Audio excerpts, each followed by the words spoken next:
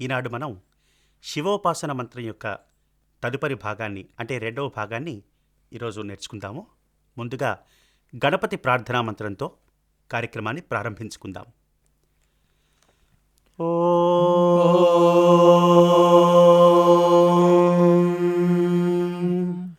గణానాం త్వా గణపతిగుం హవామహే కవిం కవీనాముపమశ్రవస్తమం జ్యేష్ఠరాజం బ్రహ్మణాం బ్రహ్మణస్పత ఆనః శృణ్వన్నోతిభిः सीदसादनं प्रणो देवी सरस्वती वाजेभिर्वाजिनीवती धीनामवित्रयवतु गणेशाय नमः सरस्वत्यै नमः श्रीगुरुभ्यो नमः हरिः ओम्.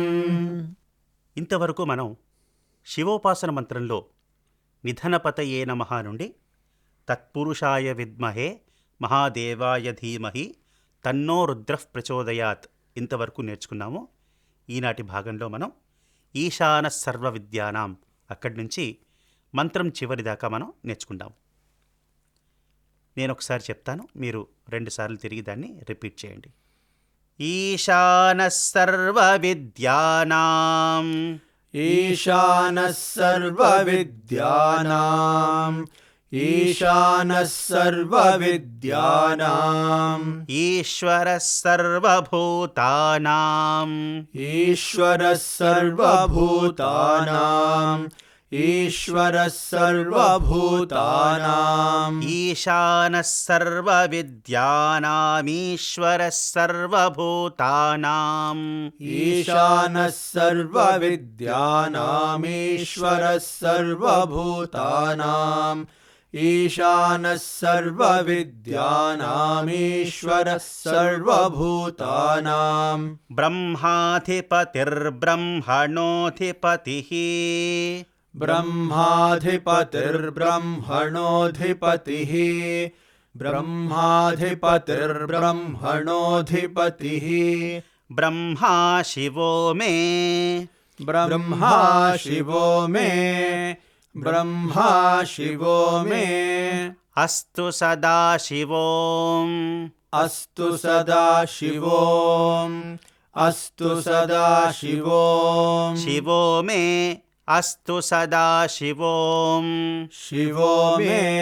అస్తు సదాశివోం శివో మే అస్తు సదాశివోం బ్రహ్మాధిపతిర్బ్రహ్మణోధిపతిర్బ్రహ్మా శివో మే అస్తు సదాశివోం బ్రహ్మాధిపతిర్బ్రహ్మణోధిపతిర్బ్రహ్మా శివో మే అస్తు సదాశివోం బ్రహ్మాధిపతిర్బ్రహ్మణోధిపతిర్బ్రహ్మా శివో మే అస్తు సదాశివోం ఈశానః సర్వ విద్యానాం ఈశ్వరః సర్వభూతానాం బ్రహ్మాధిపతిర్బ్రహ్మణోధిపతిర్బ్రహ్మా శివో మే అస్తు సదాశివోం ఈశానः సర్వవిద్యానాం ఈశ్వరः సర్వభూతానాం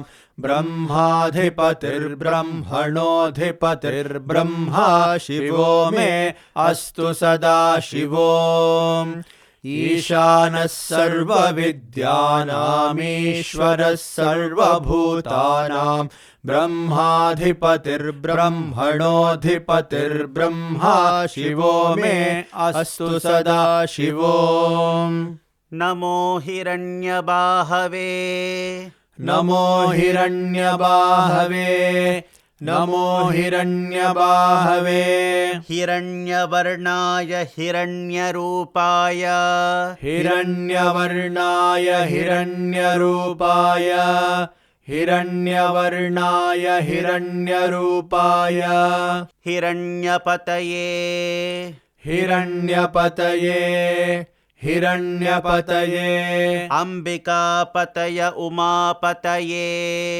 అంబికాపతయ ఉమాపతయే अंबिकापतय उमापतये पशुपतये नमो नमः पशुपतये नमो नमः पशुपतये नमो नमः नमो हिरण्यबाहवे हिरण्यवर्णाय हिरण्यरूपाय हिरण्यपतये अंबिकापतय उमापतये पशुपतये नमो नमः नमो हिरण्यबाहवे हिरण्यवर्णाय हिरण्यरूपाय हिरण्यपतये अंबिकापतय उमापतये पशुपतये नमो नमः नमो हिरण्यबाहवे हिरण्यवर्णाय हिरण्यरूपाय हिरण्यपतये अंबिकापतय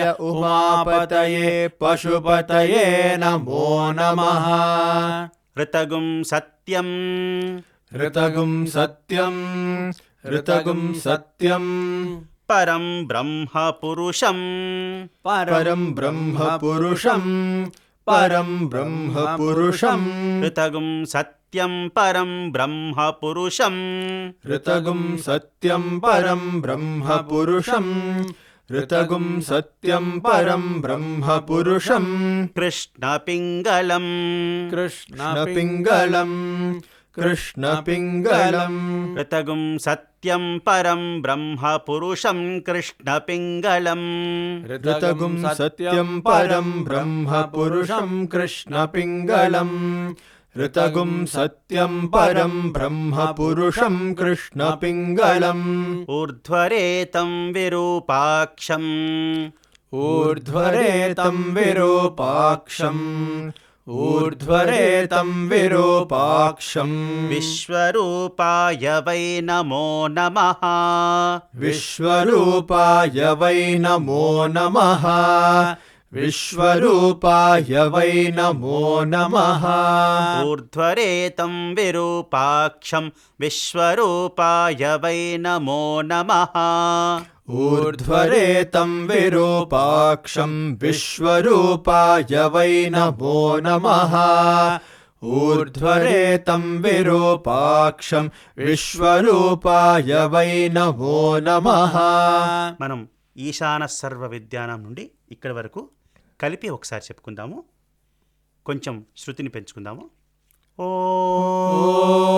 ఓం ఈశానः సర్వవిద్యానామీశ్వరः సర్వభూతానాం బ్రహ్మాధిపతిర్బ్రహ్మణోధిపతిర్బ్రహ్మా శివో మే అస్తు సదా శివో నమో హిరణ్యబాహవే హిరణ్యవర్ణాయ హిరణ్యరూపాయ హిరణ్యపతయే అంబికాపతయ ఉమాపతయే పశుపతయే నమో నమః ऋतगुं सत्यं परं ब्रह्म पुरुषं कृष्णपिङ्गलम् ऊर्ध्वरेतं विरूपाक्षं विश्वरूपाय वै नमो नमः सर्वो वै रुद्रस्तस्मै सर्वो वै रुद्रस्तस्मै सर्वो वै रुद्रस्तस्मै रुद्राय नमो अस्तु रुद्राय नमो अस्तु रुद्राय नमो अस्तु सर्वो वै रुद्रस्तस्मै रुद्राय नमो अस्तु सर्वो वै रुद्रस्तस्मै रुद्राय नमो अस्तु सर्वो वै रुद्रस्तस्मै रुद्राय नमो अस्तु पुरुषो वै पुरुषो वै रुद्रः सन्महो नमो नमः रुद्रः सन्महो नमो नमः रुद्रः सन्महो नमो नमः पुरुषो वै रुद्रः सन्महो नमो नमः पुरुषो वै रुद्रः सन्महो नमो नमः पुरुषो वै रुद्रः सन्महो नमो नमः विश्वं भूतं विश्वं भूतं విశ్వం భూతం భువనం చిత్రం భువనం చిత్రం భువనం చిత్రం విశ్వం భూతం భువనం చిత్రం విశ్వం భూతం భువనం చిత్రం విశ్వం భూతం భువనం చిత్రం బహుధా జాతం బహుధా జాతం బహుధా జాతం జాయమానం చ యత్ జాయమానం చ యత్ జాయమానం చ యత్ చిత్రం బహుధా జాతం జాయమానం చ యత్ చిత్రం బహుధా జాతం జాయమానం చ యత్ చిత్రం బహుధా జాతం జాయమానం చ యత్ విశ్వం భూతం భువనం చిత్రం బహుధా జాతం జాయమానం చ యత్ విశ్వం భూతం భువనం చిత్రం బహుధా జాతం జాయమానం చ యత్ విశ్వం భూతం భువనం చిత్రం బహుధా జాతం జాయమానం చ యత్ సర్వో హ్యేష సర్వో హ్యేష సర్వో హ్యేష రుద్రస్తస్మై రుద్రస్తస్మై రుద్రస్తస్మై సర్వో హ్యేష రుద్రస్తస్మై సర్వో హ్యేష రుద్రస్తస్మై సర్వో హ్యేష రుద్రస్తస్మై రుద్రాయ నమో అస్తు రుద్రాయ నమో అస్తు రుద్రాయ నమో అస్తు సర్వో హ్యేష రుద్రస్తస్మై రుద్రాయ నమో అస్తు సర్వో హ్యేష రుద్రస్తస్మై రుద్రాయ నమో అస్తు సర్వో హ్యేష రుద్రస్తస్మై రుద్రాయ నమో అస్తు మనం సర్వో వై రుద్రస్తస్మై అక్కడి నుంచి చెప్పుకుందాము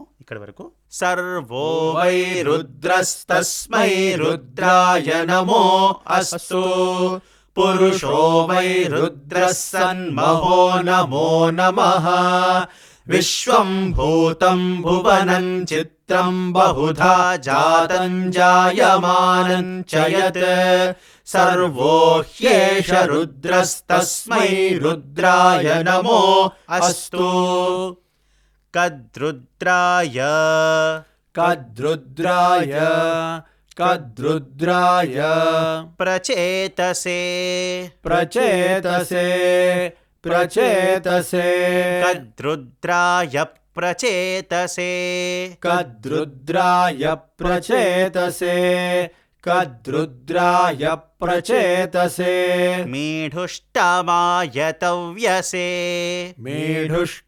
మీఢుష్టమాయతవ్యసే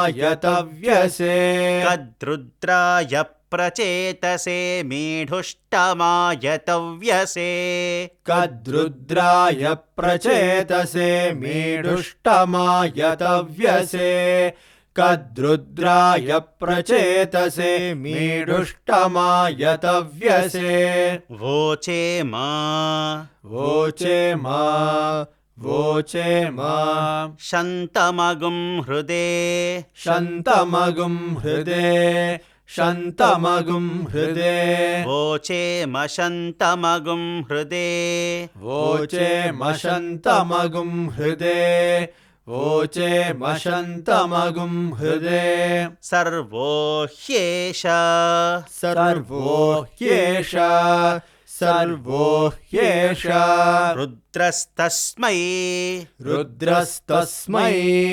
రుద్రస్తస్మై సర్వో హ్యేష రుద్రస్తస్మై సర్వో హ్యేష రుద్రస్తస్మై సర్వో హ్యేష రుద్రస్తస్మై రుద్రాయ నమో అస్తు రుద్రాయ నమో అస్తు రుద్రాయ నమో అస్తు సర్వో హ్యేష రుద్రస్తస్మై రుద్రాయ నమో అస్తు సర్వో హ్యేష రుద్రస్తస్మై రుద్రాయ నమో అస్తు सर्वो ह्येष रुद्रस्तस्मै रुद्राय नमो अस्तु. మనం ఈశాన సర్వ విద్యానాం దగ్గర నుండి ఇక్కడి వరకు మొత్తం కలిపి ఒకసారి మనం చెప్పుకుందాము. ఆ తర్వాత శివోపాసన మంత్రం అంతా ఒక్కసారి మనం చెప్పుకుందాం. ఈశానః సర్వ విద్యానామీశ్వరః సర్వభూతానాం బ్రహ్మాధిపతిర్బ్రహ్మణోధిపతిర్బ్రహ్మా శివో మే అస్తు సదా శివో. నమో హిరణ్యబాహవే హిరణ్యవర్ణాయ హిరణ్యరూపాయ హిరణ్యపతయే అంబికాపతయ ఉమాపతయే పశుపతయే నమో నమః. ఋతగుం సత్యం పరం బ్రహ్మ పురుషం కృష్ణపింగళం ఊర్ధ్వరేతం విరూపాక్షం విశ్వరూపాయ వై నమో నమః. सर्वो वै रुद्रस्तस्मै रुद्राय नमो अस्तु. पुरुषो वै रुद्रः सन्महो नमो नमः. विश्वं भूतं भुवनं चित्रं बहुधा जातं जायमानं च यत् सर्वो ह्येष रुद्रस्तस्मै रुद्राय नमो अस्तु. कद्रुद्राय प्रचेतसे मीढुष्टमायतव्यसे वोचे मशन्तमगुं हृदे सर्वो ह्येष रुद्रस्तस्मै रुद्राय नमो अस्तु. మనం మొత్తం నిధనపతయే నమః నుంచి ఇక్కడి వరకు మొత్తం మంత్రాన్ని చెప్పుకుందాం. ఓం నిధనపతయే నమః. నిధనపతాంతికాయ నమః. ఊర్ధ్వాయ నమః. ఊర్ధ్వలింగాయ నమః. హిరణ్యాయ నమః. హిరణ్యలింగాయ నమః. సువర్ణాయ నమః. సువర్ణలింగాయ నమః. దివ్యాయ నమః. దివ్యలింగాయ నమః. భవాయ నమః. భవలింగాయ నమః. శర్వాయ నమః. శర్వలింగాయ నమః. శివాయ నమః. శివలింగాయ నమః. జ్వలాయ నమః. జ్వలలింగాయ నమః. ఆత్మాయ నమః. ఆత్మలింగాయ నమః. పరమాయ నమః. పరమలింగాయ నమః. ఏతత్ సోమస్య సూర్యస్య సర్వలింగస్థాపయతి పాణిమంత్రం పవిత్రం. సద్యో జాతం ప్రపద్యామి సద్యో జాతాయ వై నమో నమః. భవే భవేనాతి భవే భవస్వ మాం. భవోద్భవాయ నమః. వామదేవాయ నమో. జ్యేష్ఠాయ నమః. శ్రేష్ఠాయ నమో. రుద్రాయ నమః. కాలాయ నమః. కలవికరణాయ నమో. బలవికరణాయ నమో. బలాయ నమో. బలప్రమథనాయ నమః. సర్వభూతదమనాయ నమో. మనోన్మనాయ నమః. అఘోరేభ్యోతఘోరేభ్యో ఘోరఘోరతరేభ్యః సర్వేభ్యః సర్వశర్వేభ్యో నమస్తే అస్తు రుద్రరూపేభ్యః. తత్పురుషాయ విద్మహే మహాదేవాయ ధీమహి తన్నో రుద్రః ప్రచోదయాత్. ఈశానః సర్వవిద్యానామీశ్వరः సర్వభూతానాం బ్రహ్మాధిపతిర్బ్రహ్మణోధిపతిర్బ్రహ్మా శివో మే అస్తు సదా శివో. नमो हिरण्यबाहवे हिरण्यवर्णाय हिरण्यरूपाय हिरण्यपतये अम्बिकापतय उमापतये पशुपतये नमो नमः। ऋतगुं सत्यं परं ब्रह्म पुरुषं कृष्णपिङ्गलम् ऊर्ध्वरेतं विरूपाक्षं विश्वरूपाय वै नमो नमः। सर्वो वै रुद्रस्तस्मै रुद्राय नमो अस्तु। पुरुषो वै रुद्रः सन्महो नमो नमः। विश्वं भूतं भुवनं चित्रं बहुधा जातं जायमानं च यत् सर्वो ह्येष रुद्रस्तस्मै रुद्राय नमो अस्तु। कद्रुद्राय प्रचेतसे मीढुष्टमाय तव्यसे वोचे मशन्तमगुं हृदे सर्वो ह्येष रुद्रस्तस्मै रुद्राय नमो अस्तु। ॐ శాంతి శాంతి శాంతి. మనం ఈనాటి వేదం శిక్షణా తరగతిని ముగించే ముందు క్షమాప్రార్థనా మంత్రాన్ని చెప్పుకుందాము. ఓం యదక్షరపదభ్రష్టం మాత్రాహీనం తు యద్భవేత్ తత్సర్వం క్షమ్యతాం దేవా నారాయణ నమోऽस्तु తే. విసర్గబిందుమాత్రాణి పదపాదాక్షరాణి చ న్యూనాని చాతిరిక్తాని క్షమస్వ సాయీశ్వర. అపరాధసహస్రాణి క్రియంతే హర్నిశం మయా దాసోయమితి మాం మత్వా క్షమస్వ సాయీశ్వర. అన్యథా శరణం నాస్తి త్వమేవ శరణం మమ. తస్మాత్ కారుణ్య భావేన రక్ష రక్ష సాయీశ్వర. హరి ఓం తత్సత్ శ్రీ సాయీశ్వరార్పణమస్తు. ఓం శాంతి శాంతి శాంతి. వచ్చే వారం మరొక చక్కని వేదమంత్రంతో తిరిగి కలుసుకుందాం. అంతవరకు సెలవు. సాయిరాం.